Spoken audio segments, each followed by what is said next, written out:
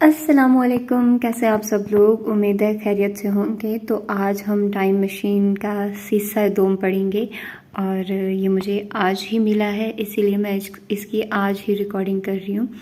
اور پہلے اس لیے نہیں آپ لوگوں کو دے پائی کیونکہ رائٹر کے پاس تھا تو انہوں نے مجھے نہیں دیا، دیٹس وائی میں اس کی ریکارڈنگ جلدی نہیں آپ لوگوں کو دے پائی۔ تو آئیے جلدی سے سٹارٹ کرتے ہیں اس کے سیکنڈ پارٹ کو، جس کا نام ہے ٹائم مشین اور نیرو ناٹ۔ ٹھیک ہے، اس کا دباچہ: السلام علیکم، الحمدللہ ٹائم مشین حصہ اول بہت سارے قائرین نے پسند کیا اور اسے پیار دیا۔ حصہ دوم کے متعلق 3 باتیں کرنا چاہوں گا۔ نمبر 1، اگر حصہ اول سوال تھا تو حصہ دوم اس سوال کا جواب ہے۔ نمبر 2، ٹائم مشین اور نیرو ناٹ پہلے حصے سے بھی زیادہ الجھا دینے اور سوچنے پر مجبور کر دینے والا حصہ ہے۔ آپ کہیں جگہ رک کر سوچنے پر مجبور ہوں گے، آپ کے نظریات بدلیں گے اور کہانی کے موڑ آپ کو چونکا دیں گے۔ نمبر 3، ٹائم مشین کا دوسرا حصہ جواب تو دے گا مگر بہت سارے نئے سوال بھی ہوں گے جن کے جواب منظر کے ساتھ آپ کو بھی تلاش کرنے ہوں گے۔ کہانی مزید الجھے گی، کہانی کے کردار بھی اور آپ بھی۔ انتصاب: جوابوں کے نام: جن تلاش میں نے ماضی اور مستقبل کا سفر کیا اور مستقبل حال اور ماضی میں الجھ کر رہ گیا۔ منظر: میں اس وقت 5 اپریل 1996 میں تھا۔ جب میں یتیم خانے میں تھا تو مجھے بتایا گیا کہ مجھے یتیم خانے کے دروازے پر ایک آدمی چھوڑ کر گیا تھا۔ یتیم خانے میں موجود افراد ہمیشہ یہی کہتے تھے کہ وہ آدمی یقیناً میرا باپ ہوگا۔ باپ اولاد کو یتیم خانے چھوڑ جائے تو اس کے زندہ ہونے کے باوجود بھی اولاد یتیم ہوتی ہے۔ مجھے بھی یتیم کر دیا گیا تھا۔ ہو سکتا ہے وہ آدمی سچ میں میرا باپ ہو۔ میں اپنے باپ کو دیکھنا چاہتا تھا اور اس آدمی کا پیچھا کر کے اپنی ماں کو بھی۔ میں جس وقت سے آیا تھا اس وقت میں تو شاید میرے والدین زندہ بھی نہ ہوں۔ میں اس وقت یتیم خانے کے صدر دروازے کے سامنے سڑک پار تھا۔ میں نے ہاتھ میں بندھی گھڑی کو دیکھا، رات کے 10 بج رہے تھے اور ہلکی ہلکی ہوا چل رہی تھی۔ میں وہیں یتیم خانے کے سامنے سڑک پار بنی عمارت کی سیڑھیوں پر بیٹھا ہوا تھا۔ میرے بال ہوا سے اڑ کر بار بار میرے ماتھے پر آ گرتے، جن کو میں اپنے ہاتھ پھیر کر پیچھے کرتا۔ یہ یتیم خانہ شہر سے دور بنا ہوا تھا جہاں بہت کم آبادی ہوا کرتی تھی۔ میں جس وقت سے آیا تھا اس وقت میں تو کافی لوگ اس علاقے میں آباد ہو چکے تھے۔ میری نظر یتیم خانے کے صدر دروازے پر ہی تھی۔ ایک سائیکل سوار سڑک پر ایک طرف سے سائیکل چلاتے ہوئے یتیم خانے کی طرف آ رہا تھا۔ اس کے سینے پر کراس باڈی سٹرپ کی طرح ایک کپڑا بندھا ہوا تھا۔ کپڑے میں کوئی چیز تھی جو ابھری ہوئی تھی۔ سائیکل سوار یتیم خانے کے ساتھ بنی گلی کے قریب رکا اور سائیکل سے اترا۔ وہ اتر کر سڑک پر آس پاس دیکھ رہا تھا۔ دور سے اس کا چہرہ صاف دکھائی نہیں دے رہا تھا۔ کیا یہ؟ میں اٹھا اور غور سے اس سائیکل سوار کو دیکھنے لگا۔ اس نے سینے پر لپٹے کپڑے سے ایک ننھا سا بچہ نکالا تھا۔ چاند کی روشنی میں سفید میلے کچیلے کپڑے میں لپٹا ننھا سا بچہ مجھے دکھائی دیا تھا، لیکن چہرہ واضح نہیں تھا۔ کہیں یہ آدمی میرا باپ تو نہیں؟ میں بڑبڑاتے ہوئے اٹھا اور اس گلی کی طرف بھاگا۔ یہی میرا موقع تھا اپنے باپ کا چہرہ دیکھنے کا، اس سے بات کرنے کا، اس سے پوچھنے کا کہ مجھے وہ یہاں کیوں چھوڑ کر گیا۔ سائیکل سوار اس ننھے سے بچے کو زمین پر رکھ چکا تھا، یتیم خانے کے دروازے کے سامنے نہیں، گلی کے سامنے۔ کون ہو تم؟ میں نے آواز لگائی تھی۔ وہ سائیکل سوار میری آواز سن کر چونکا، ڈر کے مارے بھاگ کر سائیکل پر سوار ہو گیا اور سائیکل ایک طرف بھگانے لگا۔ میں بچے کو بھول کر اس آدمی کے پیچھے بھاگا تھا۔ وہ آدمی یقیناً میرا باپ تھا، کیونکہ یتیم خانے والے اکثر یہ کہا کرتے تھے کہ ایک طویل عرصے کے بعد کوئی بچہ اس یتیم خانے میں آیا تھا اور وہ میں تھا۔ وہ بچہ میں ہی تھا اور یہ آدمی میرا باپ۔ رک جاؤ، کون ہو تم؟ میں اسے بلند آواز لگا کر روکنے کی کوشش کر رہا تھا۔ رکو! وہ بہت تیزی سے سائیکل چلا رہا تھا اور میری رفتار دھیرے دھیرے کم ہو گئی تھی۔ میں سانس لینے کو ایک لمحے کے لیے رکا تھا اور وہ میری نظروں سے بہت دور ہو چکا تھا۔ میں لمبے لمبے سانس لیتا ہوا کچھ دیر وہیں کھڑا رہا۔ سانس کچھ بحال ہوا تو اس ننھے سے بچے کا خیال میرے ذہن میں سر اٹھانے لگا۔ وہ بچہ یعنی میں، ننھا منظر، وہ آدمی اسے یتیم خانے کے دروازے کے سامنے کیوں نہیں چھوڑ کر گیا، جبکہ یتیم خانے کے افراد ہمیشہ دروازے کے سامنے ملنے کا ہی ذکر کرتے تھے۔ میں سوچتے ہوئے واپس مڑا۔ کیا میں نے ماضی میں آ کر کچھ بدل دیا تھا؟ ہاں، شاید میں نے بدل دیا تھا اور مجھے یہ جلد ہی جلد ٹھیک کرنا ہوگا، میں نے سوچا اور بھاگ کر واپس یتیم خانے کی بغل والی گلی کے پاس پہنچا۔ وہ بچہ یعنی کہ ننھا منظر رو رہا تھا، شاید بھوک سے یا اس دکھ سے کہ اس کا باپ اسے آج یتیم کر گیا۔ میں نے جھک کر نرمی سے اسے اٹھایا. میں نے اس کی ڈھیلی ڈھالی پرانی سی شرٹ پیٹ سے اوپر کر کے اس کا سینہ دیکھا. اس پر وہیں ستاروں جیسی گھڑی کی شکل میں نقطے بنے ہوئے تھے. یہ میں ہی تھا. اس بات کا مجھے 100% یقین ہو چکا تھا. ایک خیال میرے ذہن میں آیا تھا، شاید یہی ہونا طے تھا. وہ میں ہی تھا جو ننھے منظر کو دروازے کے سامنے چھوڑ کر گیا تھا، کیونکہ میرا باپ تو مجھے یتیم خانے کے پیچھے ہی چھوڑ گیا تھا. میرا اس وقت میں آنا طے تھا اور میرا خود کو یتیم خانے کے دروازے پر چھوڑ کر جانا بھی. یہ تقدیر مبرم تھی، اسے بدلا نہیں جا سکتا تھا. یہ سب ایسے ہی ہونا تھا. وہ بھوک کی شدت سے روئے جا رہا تھا. میں ننھے منظر کو جھول کر چپ کروانے لگا. میں نے نرمی سے اس کے ماتھے پر بوسہ دیا تھا. ایک پل کے لیے میں بھول گیا تھا کہ میں نے اپنے ہی ماضی کو گود میں اٹھا رکھا ہے. کتنے ہی لوگ ہوں گے جنہوں نے خود کے چھوٹے ورژن کو یوں بوسہ دیا ہوگا. شاید ہی کوئی ہوگا. وہ چپ ہوا تو میں نے نرمی سے دروازے پر دستک دی. کون ہے اس وقت؟ اندر سے ایک جانی پہچانی آواز آئی تھی. یہ آواز میں بے شمار مرتبہ سن چکا تھا. میں نے ایک آخری نظر ننھے منظر کو دیکھا اور پھر دوبارہ دستک دی. اندر سے قدموں کی آواز قریب آتی ہوئی سنائی دی تو میں نے اسے دروازے کے سامنے رکھ دیا اور وہاں سے بھاگ کر بغل والی گلی میں آ گیا. دروازہ کھلا اور اندر سے روشنی باہر نکل کر اس ننھے بچے پر پڑی. تمہیں یہاں کون چھوڑ گیا پیارے بچے؟ ایک ادھیڑ عمر آدمی باہر نکلا تھا، شفیق سی شکل والا. یہ ممتاز چچا تھے جو مجھ سے بہت پیار کرتے تھے اور میں ان سے بہت پیار کرتا تھا. یتیم خانے میں یہ اکلوتے انسان تھے جو یہاں کے بچوں کو اپنی اولاد سمجھ کر محبت کرتے تھے. میں 12 برس کا تھا جب ان کا انتقال ہو گیا. آج اتنے سال بعد ان کو دیکھ کر بہت اچھا لگ رہا تھا. کاش میں ان سے مل پاتا، ان کا شکریہ ادا کر پاتا، انہیں بتا پاتا کہ میں ان سے کتنی محبت کرتا ہوں. ہاں شاید میں کر سکتا ہوں. میں کل واپس آؤں گا اور ان سے مل کر جاؤں گا.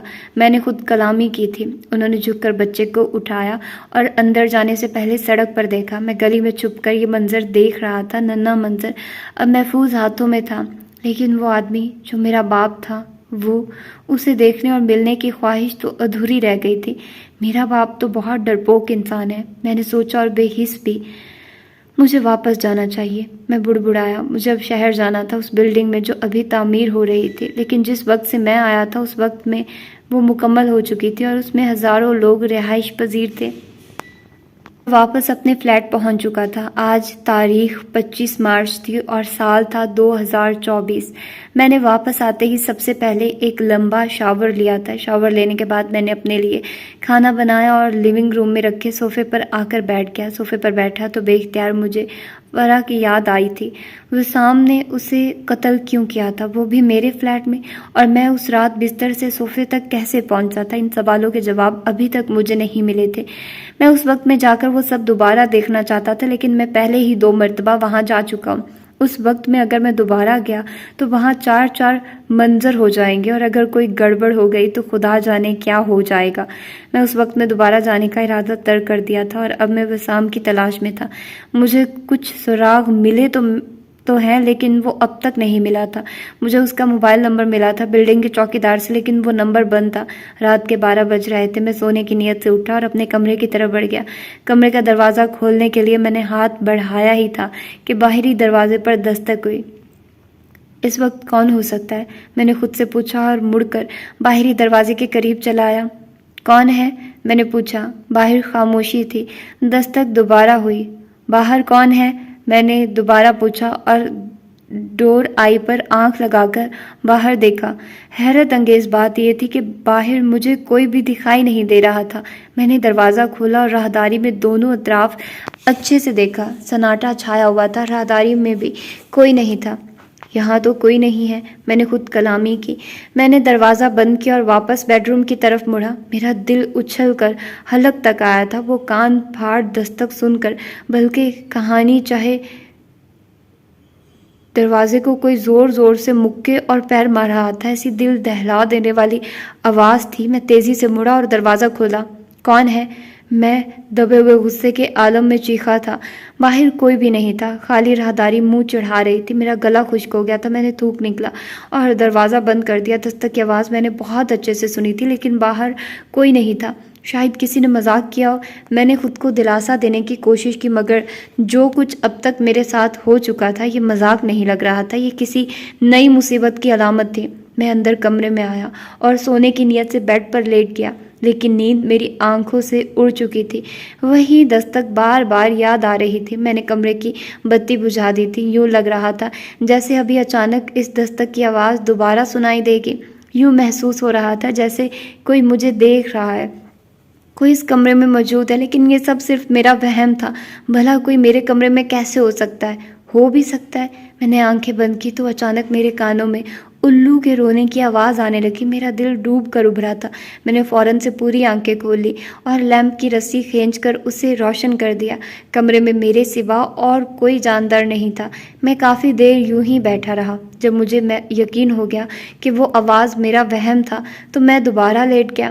دوبارہ لیٹا ہی تھا کہ مجھے یوں محسوس ہوا جیسے میرے بیڈ کے نیچے کوئی ہے۔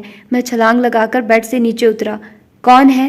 میں اپنے ڈر کو قابو کرتے ہوئے بولا تھا۔ باہر نکلو اور سامنے آؤ۔ دوسری طرف خاموشی تھی۔ پراسرار واقعات ایک بار پھر سے شروع ہو چکے تھے اور میں ساری رات سو نہ سکا۔ کبھی روتے ہوئے الو کی آواز آتی تو کبھی یوں لگتا جیسے کوئی بیڈ کے نیچے موجود ہے۔ اس سب سے پریشان ہو کر میں باہر لیونگ روم کے صوفے پر آ کر لیٹ گیا تھا۔ آفس سے سیدھا گھر جانے کے بجائے نہ جانے کیوں میرے قدم پارک کی طرف مڑ گئے۔ بہت عرصہ ہو گیا تھا یہاں آئے ہوئے، ویسے بھی کچھ دن سے دل بہت بوجھل سا ہو گیا تھا۔ میں نے سوچا تازہ ہوا کھا کر کچھ سکون ملے گا۔ رات والا واقعہ ابھی تک میرے ذہن میں گردش کر رہا تھا۔ آخر کون میرے ساتھ ایسا گھٹیا مذاق کر رہا ہے؟ میں نے سوچا تھا۔ پارک میں اچھی خاصی رونق تھی، ہر طرف زندگی بکھری ہوئی تھی۔ بچے اپنی ہی دنیا میں مگن شور مچا رہے تھے، کہیں کچھ عورتیں گروپس بنا کر ہنسی مذاق میں مصروف تھی تو کہیں نوجوان کا ایک ٹولہ فٹ بال اور بیڈمنٹن کھیل رہا تھا۔ کچھ بوڑھے بزرگ بھی ایک کونے میں تاش کھیلنے اور پرانی باتیں دہرانے میں جتے ہوئے تھے۔ میں پارک کے ایک کونے میں رکھے بینچ پر بیٹھ کر بس خاموشی سے یہ سب دیکھ رہا تھا۔ کسی سے دوستی تو تھی نہیں جو گپ شپ لگا لیتا۔ میں جب بھی پارک میں آتا یوں ہی دوسرے لوگوں کو دیکھا کرتا تھا۔ کچھ ہی فاصلے پر ایک بچہ بھاگتے ہوئے گرا تھا، اسے چوٹ لگی تھی اور وہ رونے لگا تھا۔ اس کی ماں فوراً لپکی اسے اٹھایا اور پیار سے چپ کروانے لگی۔ کچھ نہیں ہوا بیٹا، دیکھو بلڈ بھی نہیں نکلا، آپ ٹھیک ہو۔ وہ اسے تسلی دے رہی تھی اور بچہ سکون پا رہا تھا۔ وہ بچہ اب چپ ہو گیا تھا اور اپنی نم آنکھوں پر ہاتھ پھیر کر اپنے آنسو صاف کر رہا تھا۔ میں یہ دیکھ کر مسکرا تو رہا تھا مگر دل کے کسی کونے میں ایک کسک بھی جاگ اٹھی تھی۔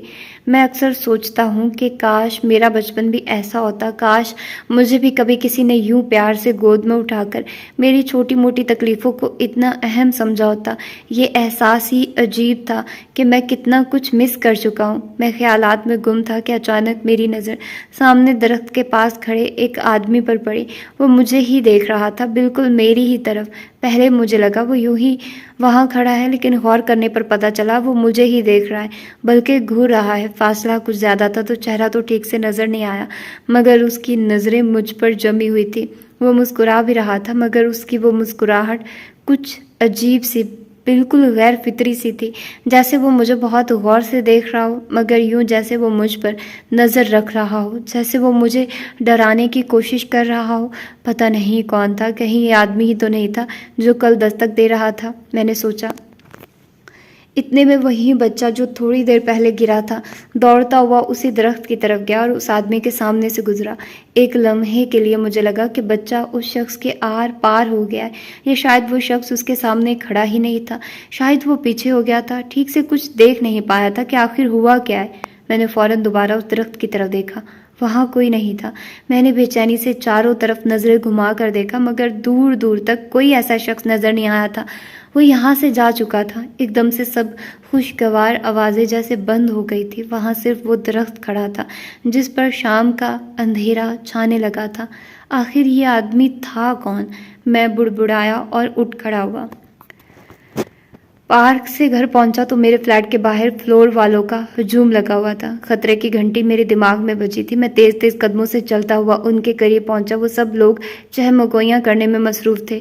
یہ بلڈنگ اب محفوظ نہیں رہی۔ قریب پہنچتے ہوئے میں نے کسی کو کہتے سنا تھا، کہیں ان کو پرا کی متعلق تو پتہ نہیں چل گیا۔ میرے دماغ میں پہلا خیال یہی آیا تھا، کیا ہوا ہے؟ آپ لوگ یہاں جمع ہو کر کیوں کھڑے ہیں؟ میں نے حیرت سے ان سب کو دیکھتے ہوئے پوچھا تھا۔ منظر بھائی، آپ کے فلیٹ پر چوری ہوئی ہے، یہ دیکھیے آپ کے دروازے کا لاک بھی ٹوٹا ہوا ہے۔ میں نے دروازے کی طرف دیکھا، لاک سچ میں ٹوٹا ہوا تھا۔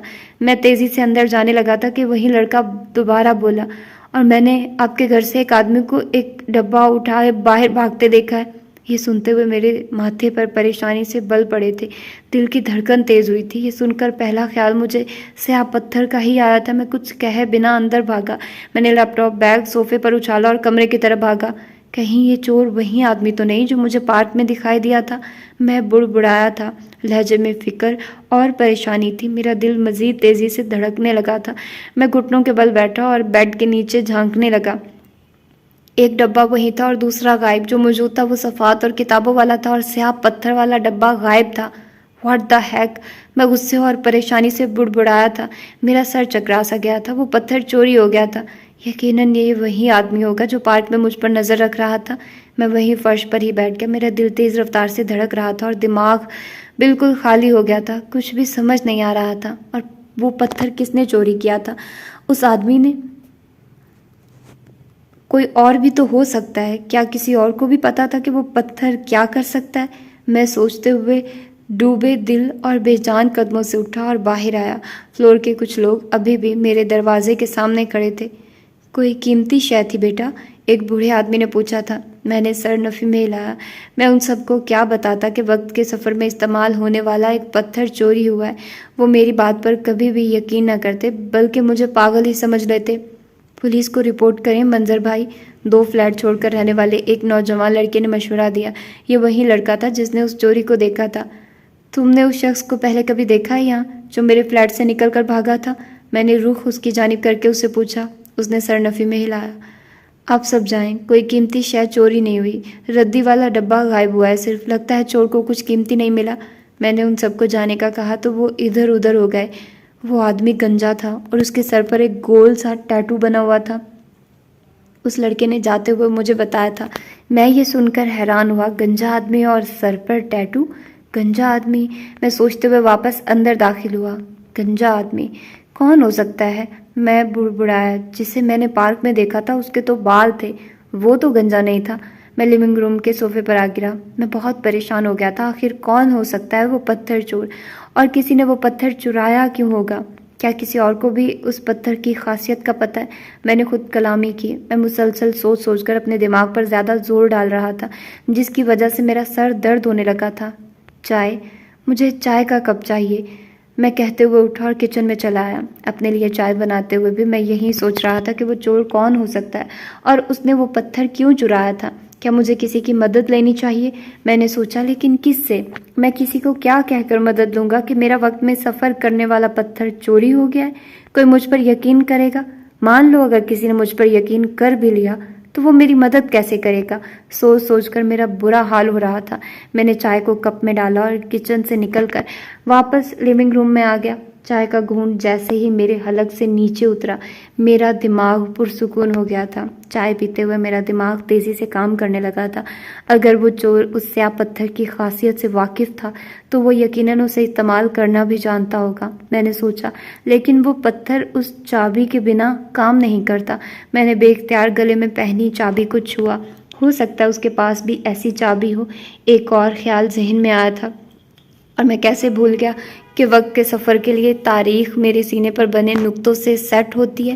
وہ آدمی صرف اس پتھر کا کیا کرے گا؟ اگر وہ وقت کے سفر سے واقف ہے تو اسے تینوں چیزوں کی ضرورت ہوگی، سیاہ پتھر، اس چابی اور میرے سینے پر بنے نشانوں کی۔ کسی ایک بھی چیز کے بنا وہ پتھر بیکار تھا۔ میں نے چائے کا ایک اور گھونٹ گلے میں انڈیلا۔ اس نے پتھر کے ساتھ چابی کو بھی تلاش کیا ہوگا، میں سوچتے ہوئے اٹھا اور کمرے کی طرف بڑھا۔ کمرے میں داخل ہوا تو باریک بینی سے کمرے کا جائزہ لینے لگا۔ ہاں، اس نے تلاشی لی تھی۔ بیڈ کا میٹرس ایک کونے سے تھوڑا سا اوپر تھا، تکیے بھی اپنی جگہ سے کچھ نیچے تھے، سائڈ ٹیبل والے دراز بھی تھوڑے تھوڑے سے کھلے ہوئے تھے۔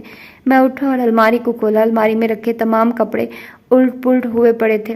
میں باتھ روم میں داخل ہوا تو وہاں بھی سارا سامان آگے پیچھے تھا۔ یقیناً اس نے پورے گھر کی تلاشی لی تھی۔ پتھر چونکہ بیڈ کے نیچے تھا تو اسے آسانی سے مل گیا، اور مجھے 100% یقین ہے کہ وہ اس چابی کو تلاش کر رہا ہوگا۔ میں بیڈ پر بیٹھ گیا۔ میرے دماغ کے گھوڑے اب تیزی سے دوڑ رہے تھے۔ میں مکمل طور پر پرسکون ہو چکا تھا۔ اگر وہ چابی کی تلاش میں تھا تو یقیناً وہ دوبارہ یہاں ضرور آئے گا، میں نے سوچا، اور جب وہ آئے گا میں اسے دبوچ لوں گا۔ میں نے ایک لمبا سانس لے کر چھوڑا۔ میں اس چور کو پکڑ لوں گا کیونکہ میں منظر ہوں اور کوئی بھی میرا پتھر اتنی آسانی سے لے کر فرار نہیں ہو سکتا، میں عزم سے کہا اور چائے کا کپ لبوں سے لگایا۔ کھلی تو اندھیرے کے سوا کچھ بھی آنکھوں کو دکھائی نہیں دیا تھا۔ مجھے غیر آرام دہ محسوس ہو رہا تھا، بے چینی سی محسوس ہو رہی تھی۔ گپ اندھیرا مجھے خوف زدہ کر رہا تھا۔ میں اس وقت کہاں ہوں؟ میں نے بے خیالی سے کہا تھا۔ میرا سر چکرا رہا تھا۔ میں نے بے اختیار اپنے سر کو چھوا تھا اور پھر اندھیرے میں ہاتھ سے ٹٹول کر سائڈ ٹیبل پر رکھے لیمپ کی رسی کھینچنی چاہی، مگر میرے ہاتھ نے ریت کو چھوا تھا۔ میں تقریباً اچھلا تھا۔ ریت؟ میرے دماغ میں نیا سوال ابھرا تھا، یہ میں کہاں ہوں؟ میں نے دونوں ہاتھوں کو دیوانہ وار اپنے آس پاس مارا، اپنے بیڈ کو ٹٹولا۔ میرے دونوں طرف ریت تھی۔ میں برق رفتاری سے اٹھا تھا۔ میں ریت پر لیٹا ہوں؟ میں نے دونوں ہاتھ سر پر رکھے چیخا تھا۔ اچانک اس جگہ پر ایک دراڑ سے روشنی کی ایک لکیر اندر داخل ہوئی، یوں جیسے امید کی کرن ہو۔ اس ہلکی سی روشنی سے کچھ بھی ٹھیک سے دکھائی نہیں دے رہا تھا۔ کوئی ہے؟ میں چیخا تھا۔ میں کہاں ہوں؟ میں اٹھ کھڑا ہوا، لیکن ریت مجھے واپس اپنی طرف کھینچ رہی تھی، جیسے مقناطیسی قوت ہو۔ میں دوبارہ نیچے بیٹھ چکا تھا کیونکہ حیرت انگیز طور پر ریت مجھے کھڑا ہونے ہی نہیں دے رہی تھی۔ دراڑ سے آتی روشنی اب اس جگہ پر پھیل رہی تھی۔ مجھے میری آنکھوں پر یقین نہیں آ رہا تھا کیونکہ میں اس وقت ایک غار میں تھا۔ میں نے سر اٹھا کر دیکھا، یہ ایک پتھریلی غار تھی، سیاہ پتھروں والی۔ حیرت سے میری آنکھیں پوری طرح کھل چکی تھی اور روشنی کم ہونے کی وجہ سے میرے دل میں خوف سر اٹھا رہا تھا۔ میرا دل بیٹھے چلا جا رہا تھا۔ میں یہاں کیسے پہنچا اور آخر یہ جگہ ہے کیا؟ میرے دماغ میں بیک وقت بہت سارے سوال سر اٹھا رہے تھے، لیکن میرے پاس کسی سوال کا بھی جواب نہیں تھا۔ میں سوچوں میں گم ہی تھا کہ پیچھے سے کسی نے میرے گلے والی چین کو زور سے کھینچا۔ میرا سانس رکا تھا، میرا چہرہ بھی سرخ ہوا ہوگا۔ اسی پل میری آنکھ کھل گئی۔ میں جھٹکا کھا کر اٹھا تھا، یوں جیسے غوطہ لگاؤ۔ میں نے گہرا سانس کھینچ کر چھوڑا۔ میرے سامنے ایک گنجا آدمی چوگا پہنے کھڑا تھا جو میرے گلے سے وہ چین کھینچ کر اتار رہا تھا۔ اس کے چہرے پر کپڑا ایک ماسک کی طرح لپٹا ہوا تھا۔ میں نے برق رفتاری سے اس کے پیٹ میں پوری قوت لگا کر پیر مارا۔ وہ لڑکھڑا کر زمین پر گرا تھا۔ اسے شاید میرے اس قدر برق رفتار رد عمل کی امید نہیں تھی۔ میں پھرتی سے چھلانگ لگا کر اس کے اوپر کودا۔ میرا قدرتی طور پر کسرتی جسم آج کام آ گیا تھا۔ اس کے منہ سے درد بھری چیخ نکلی تھی اور اس کی آنکھوں میں تکلیف کے آثار دکھائی دے رہے تھے۔ اب صورتحال کچھ ایسی تھی کہ میں اس کے سینے پر بیٹھا ہوا تھا اور اس کے دونوں ہاتھ میرے گھٹنوں کے نیچے تھے۔ چھوڑو مجھے! وہ خود کو چھڑانے کی کوشش کر رہا تھا، لیکن میں اپنا پورا دم لگائے اسے روکنے کی کوشش کر رہا تھا۔ وہ مسلسل مجھے پیچھے کرنے کی کوشش میں تھا، ہاتھ باہر نکالنے کی کوشش کر رہا تھا۔ کون ہو تم؟ میں اس کے چہرے پر جھک کر غصے سے دہاڑا تھا۔ میں نے کھینچ کر اس کا ماسک نیچے کیا تھا۔ تمہاری موت! اسی پل اس نے اپنا گنجا سر میرے ماتھے پر دے مارا تھا۔ اس زوردار حملے نے مجھے ایک لمحے کے لیے ہلا کر رکھ دیا تھا۔ میرے ماتھے سے لہو کے ننھے سے قطرے نکل کر اس کے منہ پر گرے تھے۔ دوسرے ہی پل میں نے خود کو سنبھال کر اس کے منہ پر ایک زوردار مکہ رسید کیا۔ ایک اور! اس کے منہ سے خون نکل کر باہر اچھلا تھا۔ میں نے شدید غصے میں ایک اور مکہ اس کے منہ پر دے مارا۔ بھاڑ میں جاؤ تم! وہ ایک بھاری سانس لے کر بے ہوش ہو گیا تھا۔ میں پیچھے ہٹا اور دراز میں رکھے اپنے مرمت والے باکس سے رسی نکالنے لگا۔ مجھے اسے باندھنا تھا۔ پتھر چور کہیں کا! میں نے اپنے ماتھے کو چھوا۔ خون کے کچھ قطرے میری انگلیوں پر لگے تھے۔ میں نے اس بھاری بھرکم گنجے آدمی کو اٹھایا اور کرسی پر بٹھا کر اسے رسیوں سے باندھ دیا۔ اسے باندھنے کے بعد میں نے جگ سے پانی ایک گلاس میں ڈالا اور ایک ہی سانس میں پی کر باتھ روم کی طرف بڑھا۔ میں نے ماتھے پر بینڈیج لگایا اور شیشے کے سامنے کھڑا ہو کر خود کو دیکھنے لگا۔ میری بھوری آنکھوں میں غصہ دکھائی دے رہا تھا اور ماتھے پر بل پڑ رہے تھے۔ 2 دن کی بڑی ہوئی شیو میرے چہرے پر بھلی لگ رہی تھی۔ یہ گنجا چاہتا کیا ہے مجھ سے؟ میں نے اپنے بال ٹھیک کرتے ہوئے خود کلامی کی تھی۔ میں باہر نکلا تو وہ ہوش میں آ چکا تھا۔ بڑی جلدی ہوش آ گیا تمہیں؟ آخر ہو کون تم؟ میں قدم قدم چلتا ہوا بیڈ کے کنارے تک آیا اور بیٹھ گیا۔ وہ میرے سامنے، بالکل سامنے تھا، رسیوں میں قید، کرسی پر بیٹھا ہوا۔ اس نے میرے سوال کا جواب نہ دیا تو میں دوبارہ بولا، کب تک خاموش رہو گے؟ وہ مسکرایا۔ اس کی مسکراہٹ سے مجھے چڑ سی ہوئی۔ میں نے اسے غور سے دیکھا۔ اس نے سیاہ لمبا سا چوگا پہن رکھا تھا۔ اس کی آنکھیں کالی تھی اور آنکھوں کے نیچے سیاہ حلقے تھے۔ وہ گنجا تھا اور اس کے سر پر بہت سارے دائرے بنے ہوئے تھے۔ دائرے کے اندر ایک چھوٹا دائرہ اور پھر اس کے اندر ایک اور ایسے ہی اس کے سر پر 5-6 دائرے بنے ہوئے تھے۔ میرا پتھر تم نے چوری کیا ہے؟ میں نے بے چینی سے پوچھا تھا۔ تمہارا پتھر؟ وہ کہکا لگا کر ہنسا تھا۔ اس کی خوفناک ہنسی پورے کمرے میں گونجی تھی۔ ہاں، میرا سیاہ پتھر، میں دانت پیس کر بولا تھا۔ مجھے اس گنجے آدمی پر شدید غصہ آ رہا تھا، لیکن وہ بہت مزے سے بیٹھا ہوا تھا۔ وہ میرے غصے سے لطف اندوز ہوتے ہوئے بولا، وہ پتھر میرا ہے، میں نے دیا تھا تمہیں۔ میں یہ سن کر حیران ہوا تھا۔ کیا سچ میں اس نے بھیجا تھا وہ پتھر؟ حیران ہونے کی ضرورت نہیں، وہ بولا۔ میں اٹھا اور آگے بڑھ کر اس کے قریب ہوا۔ تم ہو کون؟ اور وہ پتھر سچ میں تم نے بھیجا تھا؟ میں الجھ گیا تھا۔ اگر پتھر اس نے بھیجا تھا تو یہ اسے واپس چوری کیوں کر رہا تھا؟ میں نے سوچا، کیونکہ تم اس پتھر کے قابل نہیں ہو، وہ بولا۔ میں نے پھٹی ہوئی آنکھوں سے اسے دیکھا تھا۔ کیا اس نے میرے دماغ میں چلنے والا خیال بھی سن لیا تھا؟ ہاں، میں تمہارے خیالات سن سکتا ہوں، وہ دوبارہ بولا، اور ساتھ ہی ہلکا سا مسکرایا، یوں جیسے مجھے جتا رہا ہو کہ وہ مجھ سے بہتر ہے۔ تم ٹیلی پیتھی کیسے کر رہے ہو؟ ایسا کرنا تو ممکن ہی نہیں ہے۔ میں بوکھلا گیا تھا۔ آخر یہ آدمی تھا کون؟ کہیں آدمی وہی پارک والا تو نہیں؟ کون پارک والا آدمی؟ میری سوچ پڑھ کر وہ دوبارہ بولا تھا۔ میں تمہیں کچھ کیوں بتاؤں؟ رسیوں میں تو تم بندھے ہوئے ہو۔ اس نے ایک گہرا سانس لیا۔ مجھے تمہاری مدد چاہیے منظر، اس نے اس بار نرم لہجے میں کہا تھا، اور چہرے پر تاثرات بھی قدرے مختلف تھے۔ تم میرا نام کیسے جانتے ہو؟ میں اس کے منہ سے اپنا نام سن کر حیران ہوا تھا۔ جب میں تمہیں وہ پتھر بھیج سکتا ہوں تو کیا میں تمہارے نام سے انجان ہوں گا؟ اس کا لہجہ طنزیہ تھا۔ اچھا، میں 1 منٹ کے لیے مان بھی لوں کہ وہ پتھر تم نے بھیجا تھا، لیکن ابھی کچھ منٹ پہلے تو تم مجھے کہہ رہے تھے کہ تم میری موت ہو۔ وہ کیا تھا پھر؟ اور اب تم مجھ سے مدد مانگ رہے ہو۔ یہ سب کیا چل رہا ہے؟ بتانا پسند کرو گے اجنبی؟ میں ایک ہی سانس میں سب کہہ گیا۔ اگر تم مجھے کھول دو تو ہم بیٹھ کر آرام سے بات کر سکتے ہیں، وہ سمجھانے والے انداز میں بولا تھا۔ میں تمہارا دشمن نہیں ہوں، موت والا جملہ غصے میں کہا تھا، کیونکہ تم میرے سینے پر سوار تھے۔ آخری لفظ اس نے چبا چبا کر ادا کیے تھے۔ اس کے لہجے سے لگ رہا تھا جیسے وہ سچ بول رہا ہو۔ تم مجھے کھول دو ورنہ یہ رسیاں مجھے روک کر نہیں رکھ سکتی، اس نے کہا۔ میں عقل کے گھوڑے دوڑانے لگا اور پھر کچھ لمحوں بعد ایک نتیجے پر پہنچا۔ بہت اچھا فیصلہ۔ میرے آگے بڑھ کر اسے کھولنے سے پہلے ہی اس کو پتہ چل گیا تھا کہ میں کیا کرنے والا ہوں۔ آخر یہ شخص ہے کون جو خیال پڑھ لیتا ہے؟ میں نے سوچا اور اسے کھول دیا۔ وہ رسیوں سے آزاد ہوا تو کرسی سے اٹھ کھڑا ہوا۔ میں 2 قدم پیچھے ہٹ گیا۔ میں مٹھیاں بند کر کے مکے بنا لیے۔ میں اس کے ہر حملے کے لیے تیار تھا۔ فکر نہ کرو، میں تم پر حملہ نہیں کرنے والا، وہ بولا اور کمرے سے باہر نکل گیا۔ آ رہے ہو؟ اس نے کمرے سے نکلتے ہوئے آواز لگائی۔ میں اس کے پیچھے باہر نکلا تو مجھے میری آنکھوں پر یقین نہ آیا۔ وہ گنجا آدمی اب سیاہ چوغے میں ملبوس نہیں بلکہ گہرے نیلے رنگ کی ماڈرن پینٹ اور سفید شرٹ میں ملبوس تھا۔ تمہارے کپڑے کیسے بدل گئے؟ میں حیرت سے اسے دیکھ رہا تھا۔ یہ سب بہت عجیب تھا، لیکن اب تو ان عجیب و غریب واقعات کی عادت سی ہو گئی تھی۔ آدمی ٹیلی پیتھی کر سکتا تھا تو کپڑے بدلنا بھی اس کے لیے مشکل نہیں ہوگا۔ بیٹھو، اس نے نرمی سے کہا اور بیٹھنے کا اشارہ کیا۔ تم ہی وہ آدمی ہو نا جو مجھے پارک میں دور کھڑا دیکھ رہا تھا؟ میرے ذہن میں بہت سارے سوال گردش کر رہے تھے۔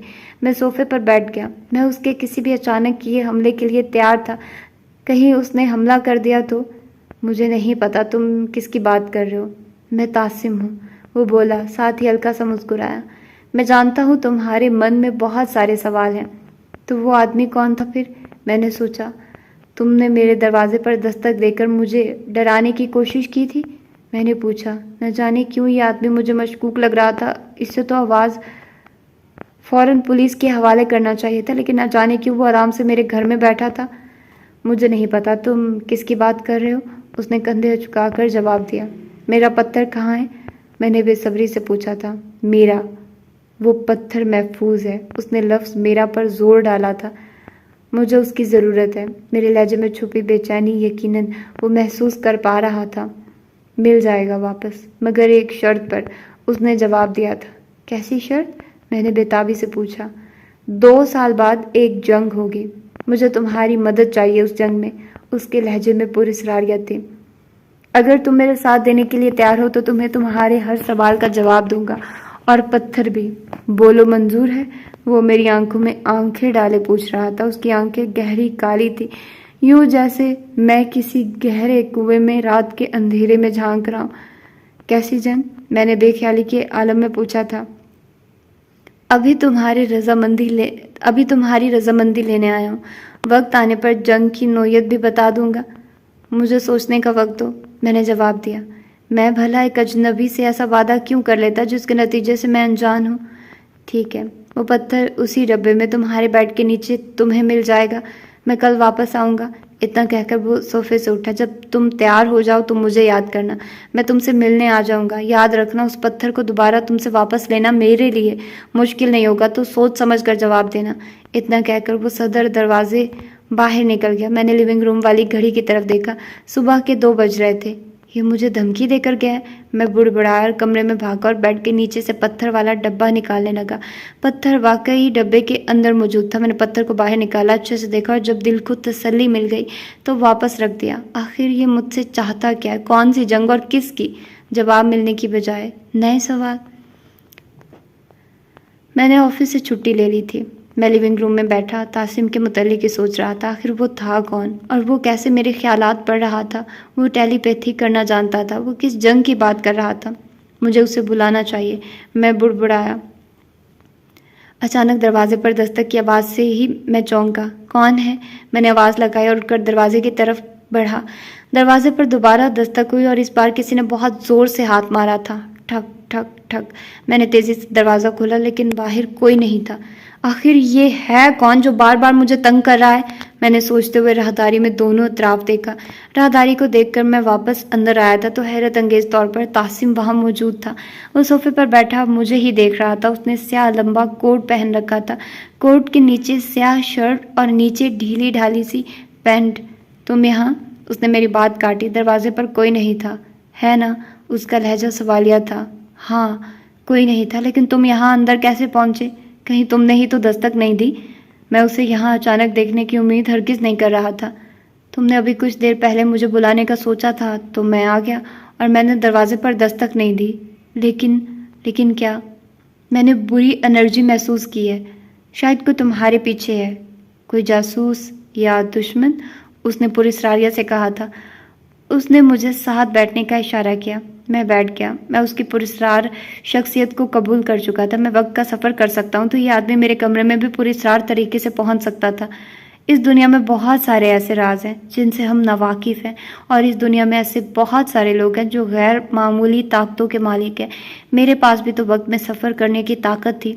کیا؟ میں اس کا جواب سن کر پریشان ہوا تھا۔ Negative energy? کون ہو سکتا ہے؟ میں نے ایک لمبا سانس لے کر چھوڑا تھا۔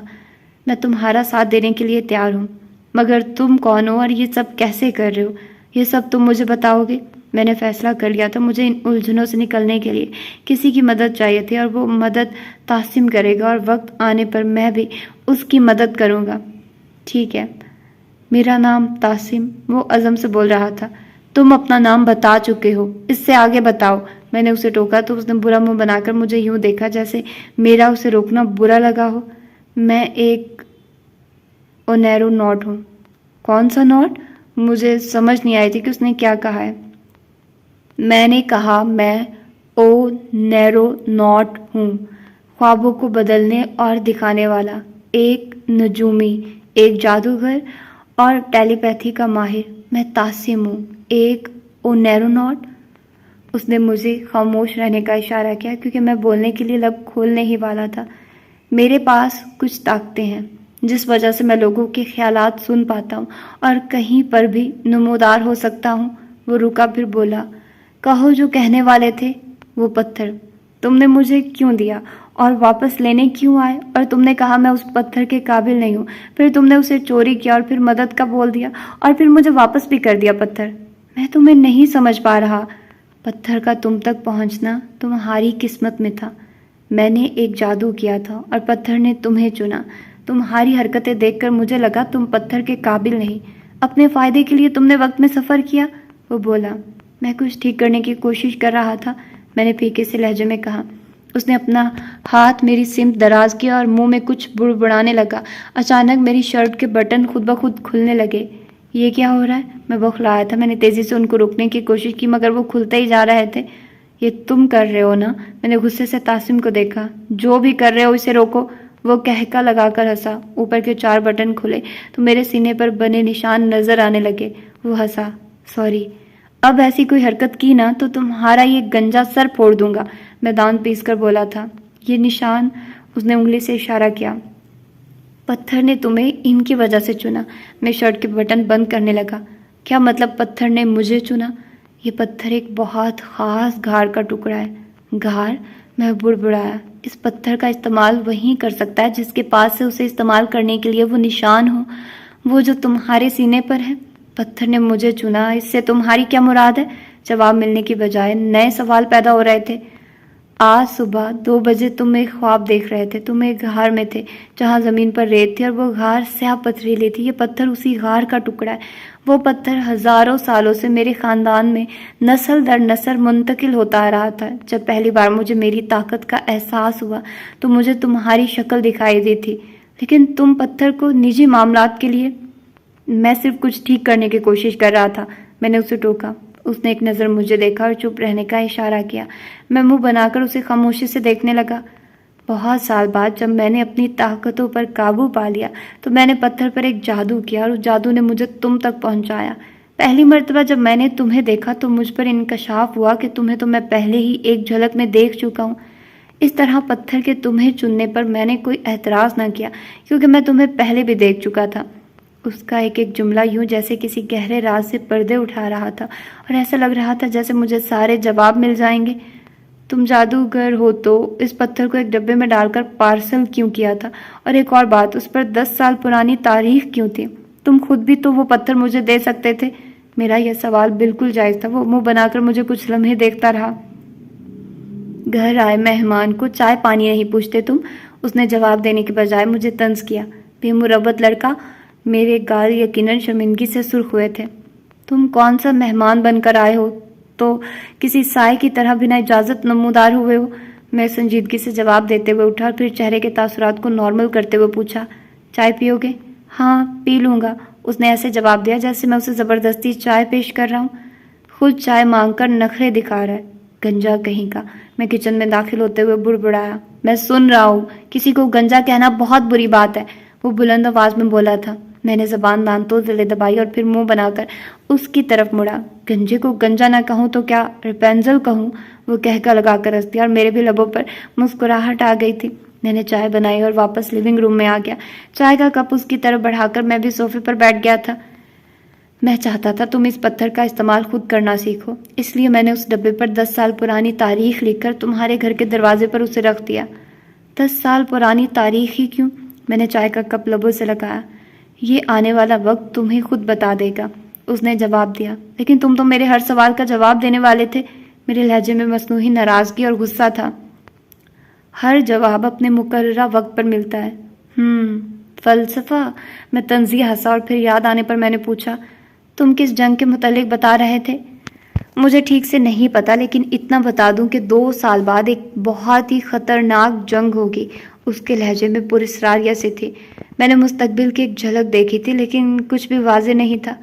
مستقبل سے یاد آیا، میں اس پتھر کا استعمال کر کے کچھ منٹوں کے لیے مستقبل میں گیا تھا، لیکن وہاں مجھے کوئی بھی بشر دکھائی نہیں دیا، صرف خالی گاڑیاں اور خالی سڑکیں تھیں۔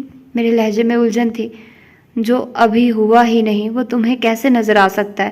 اس کا لہجہ سوالیہ تھا۔ وہ ایک پل کو رکا پھر بولا، وقت کا سفر اسی طرح کام کرتا ہے، یہ ہمیں مستقبل میں لے کر تو جا سکتا ہے لیکن وہاں صرف مرے ہوئے لوگ ہوں گے، اور وقت کے مسافر زندہ لوگ وہاں پر موجود ہیں نہیں ہوں گے، کیونکہ جو اب تک ہوا ہی نہیں وہ ایک انسان کیسے دیکھ پائے گا؟ ماضی میں جو ہو چکا ہے اسے دیکھنا آسان ہے کیونکہ وہ بیت چکا ہے، گزرا ہوا وقت دیکھنا اس پتھر کے لیے آسان ہے۔ وہ مجھے گمسم سا دیکھ کر رکا۔ تمہیں کیا ہوا؟ کچھ نہیں، میں نے بوکھلاہٹ سے جواب دیا۔ منظر، وقت کا سفر ہمیں صرف پرانا وقت دکھا سکتا ہے، ہم اسے بدل نہیں سکتے۔ جو ہو چکا ہے وہ بدلا نہیں جا سکتا کیونکہ اس گزرے ہوئے وقت کی وجہ سے ہی ہمارا حال وجود میں ہے، اور یہی حال آنے والے کل کا فیصلہ کر سکتا ہے۔ یعنی ہم کچھ نہیں بدل سکتے؟ میں نے مایوسی سے پوچھا تھا۔ اللہ کی لکھی کہانی کوئی نہیں بدل سکتا، تاسم نے کہا تو میں نے سر اٹھا کر اسے ایک نظر دیکھا۔ مگر ہمارے پاس چننے کی آزادی ہے، کچھ اچھا کرنے کی، دعا اور نیکی کرنے کی، تقدیر معلق۔ اتنا کہتے ہوئے وہ اٹھ کھڑا ہوا۔ چائے کے لیے شکریہ منظر، مگر اب مجھے جانا ہوگا۔ اس نے چائے کا کپ میری طرف بڑھا دیا۔ تاسم، مجھے تمہاری مدد چاہیے، میں نے کپ اس کے ہاتھ سے لیتے ہوئے کہا۔ 7 مارچ 2014 سے شروع کرو، تم اپنی مدد خود کرو گے۔ اتنا کہہ کر وہ مسکرایا اور میرے پاس سے گزر کر دروازے کی طرف بڑھا۔ میں نے مڑ کر اسے دیکھا تو وہ غائب ہو چکا تھا۔ 7 مارچ 2014، میں بڑبڑایا اور خالی کپ کچن سنک میں رکھنے چلا گیا۔ لیکن اس سے پہلے مجھے تو یہ تھی اس کی آج کی تیسری ایپیسوڈ۔ ہوپ فلی کہ پسند آ رہی ہوگی آپ لوگوں کو۔ یہ تھوڑا ڈفرینٹ ناول ہے تو میں نہیں کچھ کہہ سکتی اس کے بارے میں۔ اس کی سٹوری ویسی ہی ہے جیسے جاسوسی ناولز اور اس طرح کی سٹوریز ہوا کرتی تھی، ان میں بھی زیادہ کریکٹرز نہیں ہوتے تھے، لیکن اس طرح کی چیزیں بہت ہوتی ہیں، اور وہ مجھے اب یاد آ رہا ہے تو نوسٹیلجیا سا فیل ہو رہا ہے۔ وہ دور بھی اچھا تھا۔ میں رومانٹک ناولز بھی پڑھتی تھی اور یہ ڈائجسٹ ناولز وغیرہ بھی پڑھتی تھی، لیکن میں نے ایک ٹائم تھا میں نے جاسوسی ناولز بھی پڑھے تھے، میں نے ہارر ناولز بھی پڑھے تھے، تو ان کی سٹوریز جو ہوتی ہے نا وہ بہت ہی ڈفرینٹ ہوتی تھی یار۔ اگر مجھے اب کوئی مل جائے تو بڑا مزہ ہے، میرا دل کر رہا پڑھنے کا، پتہ نہیں کیوں مجھے ہو رہی ہے کیوریوسٹی کہ مجھے وہ پڑھنا ہے، مجھے کوئی مل جائے وہ ناول۔ لیکن جتنے بھی ناول میرے مائنڈ میں تھے یا جو مجھے یاد آ رہے ہیں، لیکن وہ کتابی شکل میں نہیں ہے، سافٹ فارم میں موجود ہی نہیں ہے۔ ہوپ فلی کہ اتنی لوگوں کی تحریریں جو ہیں وہ بس ایسے ہی کہیں غائب ہو گئی ہیں، مطلب بہت سارا کنٹینٹ ہوتا ہوگا، لیکن اب وہ جدید دور آ گیا تو سافٹ فارم میں کچھ بھی نہیں ہے۔